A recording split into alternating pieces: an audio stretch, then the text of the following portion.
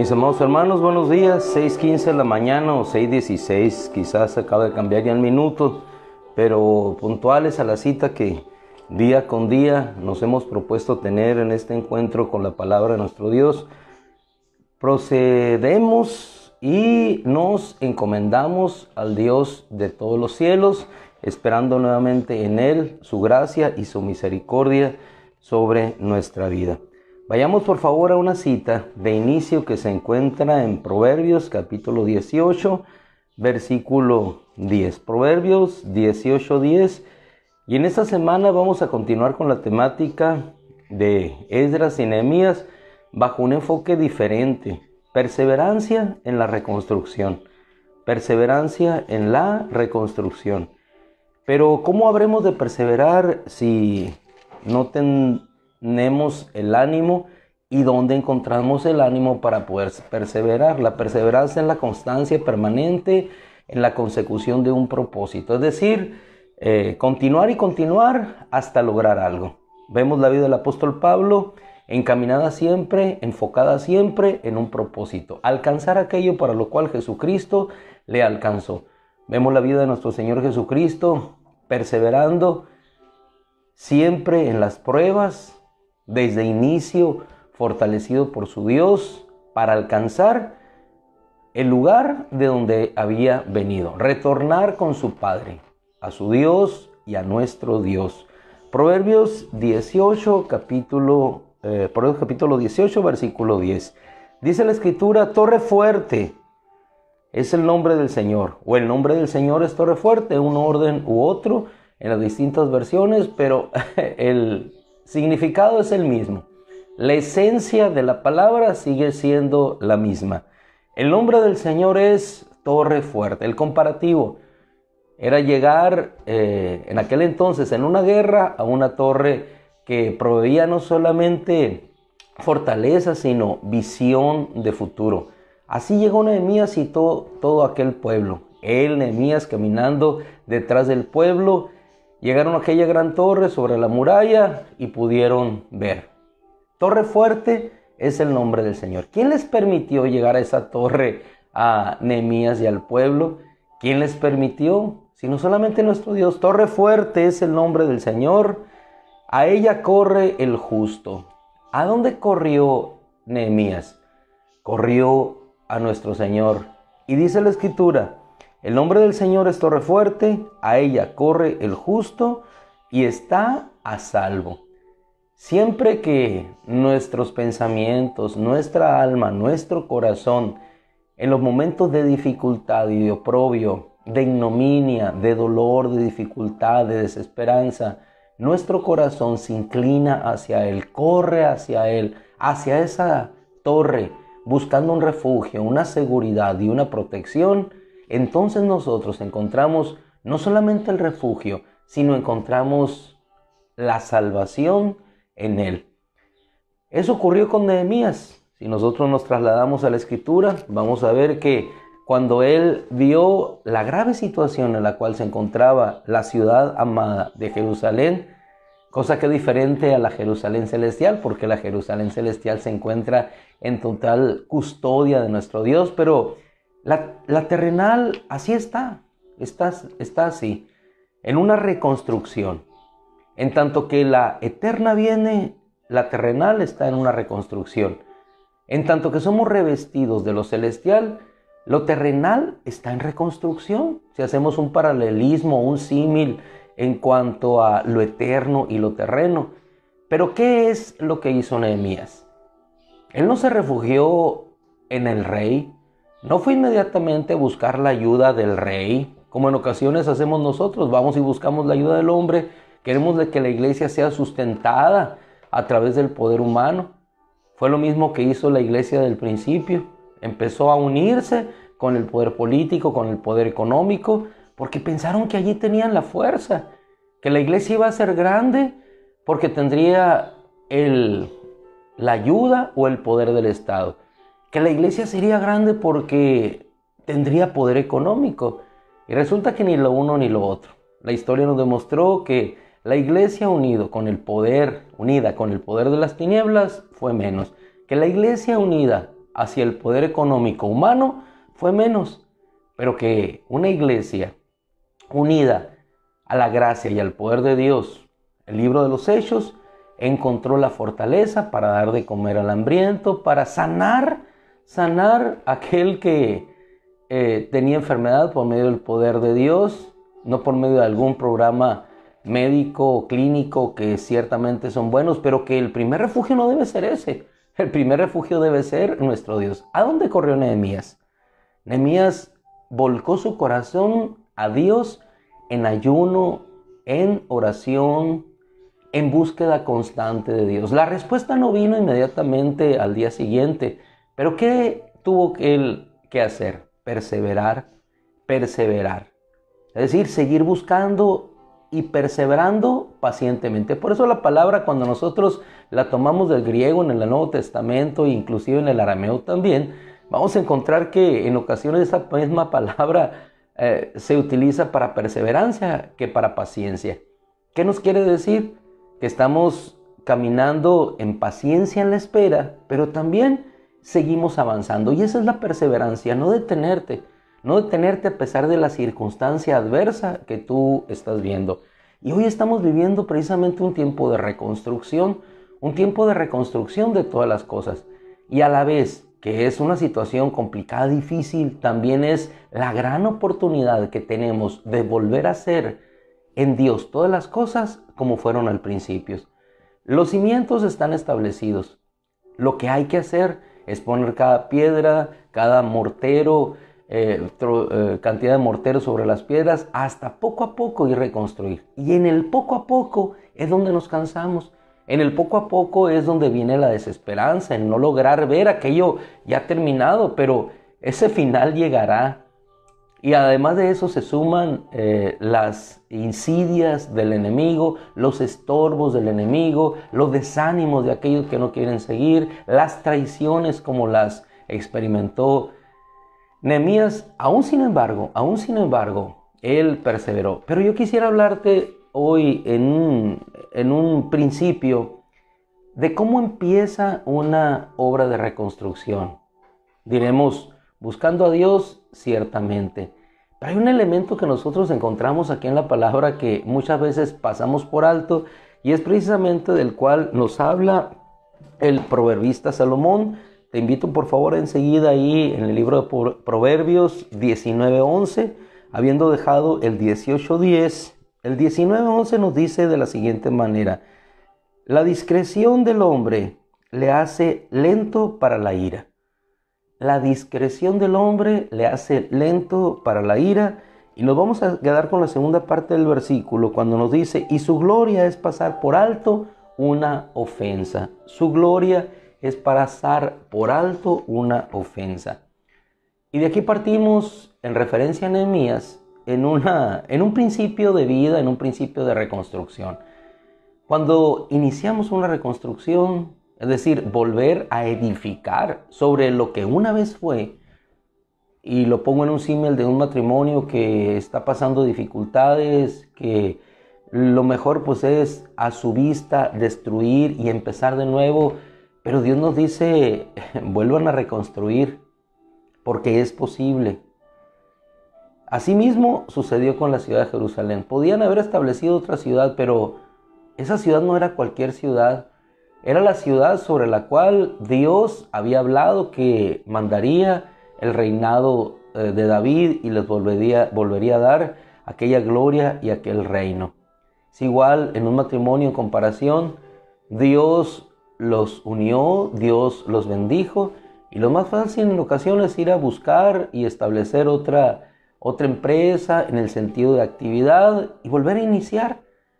Es más fácil aparentemente, pero menos duradero y menos sólido en ocasiones.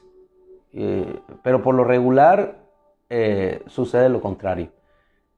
Pero en el caso de la palabra, nos manda a seguir establecidos en lo mismo. ¿Qué es lo que hizo Dios con el hombre? Podía haberlo destruido y establecer un hombre nuevo, pero no lo hizo. ¿Qué es lo que hizo? Pasó por alto la ofensa. Y eso es lo que queremos hablar en esta mañana, un principio básico para una reconstrucción. Por sencillo que parezca, pasar por alto una ofensa para empezar una obra de reconstrucción.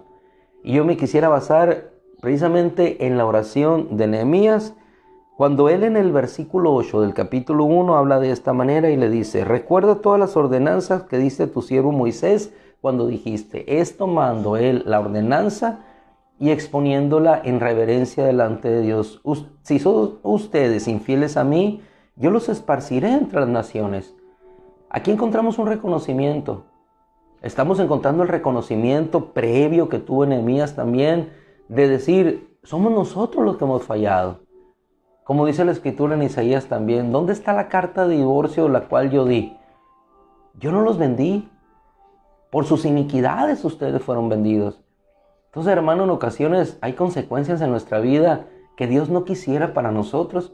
Sin embargo, son nuestros propios errores, nuestros propios tropiezos, la propia e intrínseca desobediencia a la palabra de Dios la que nos lleva a las consecuencias posteriores. Pero no es Dios. No es Dios el que lo hizo, somos nosotros. No fue Dios el que comió del árbol del conocimiento del bien y del mal, fuimos nosotros. Y nosotros estamos llevando nosotros mismos las consecuencias. Pero aún así, sobre esas consecuencias que pesan sobre nuestra vida, está la gracia y la misericordia de Dios que viene a buscarnos y nos dice: ¿dónde estás, Adán? Comiste del fruto del árbol que te ordené que no comieras. Y no destruye, simplemente vienen las sentencias propias de la justicia, los juicios que son propios y que emanan de una conducta no apropiada, hasta la misma ley lo establece.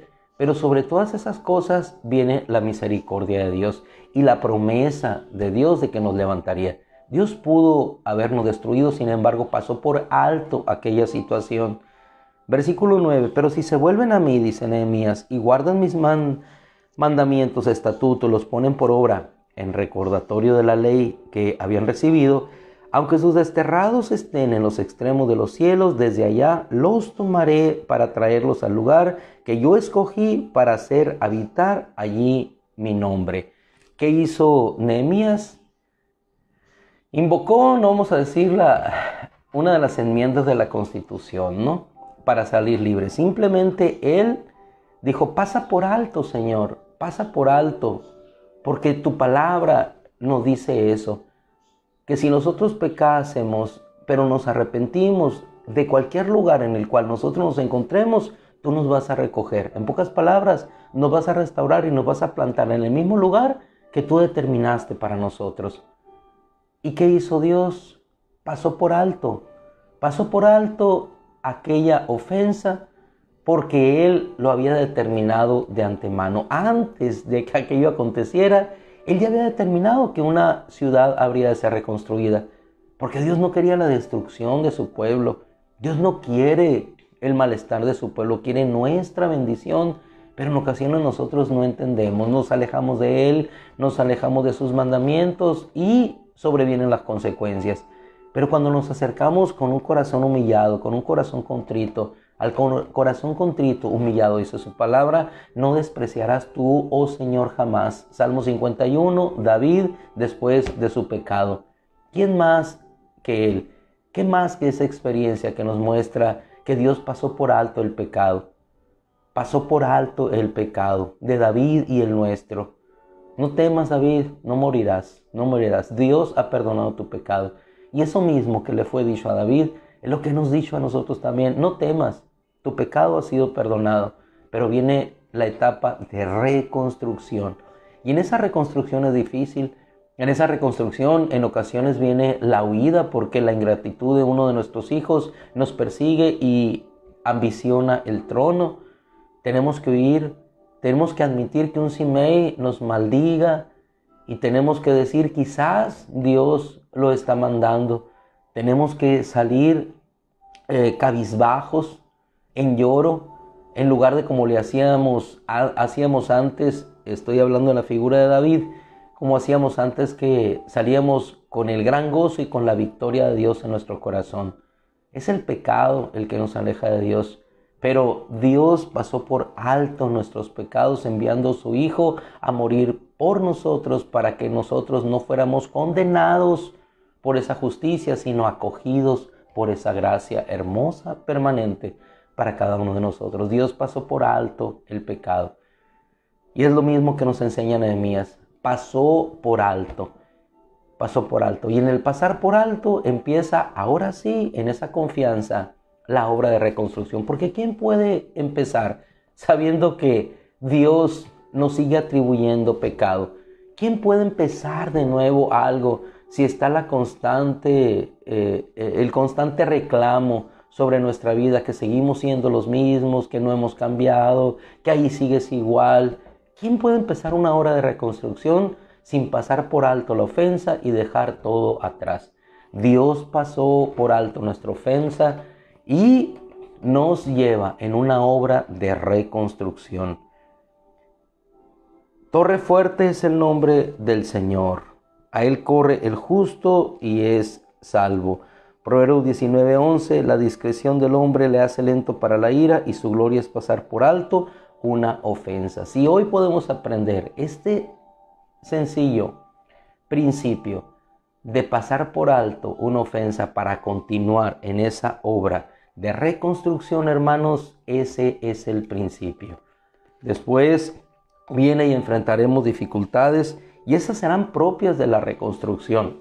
Pero sabemos siempre que en la obra de reconstrucción, así como sucedió con Esdras y Nehemías, la mano bondadosa de nuestro Dios siempre estará sobre nosotros.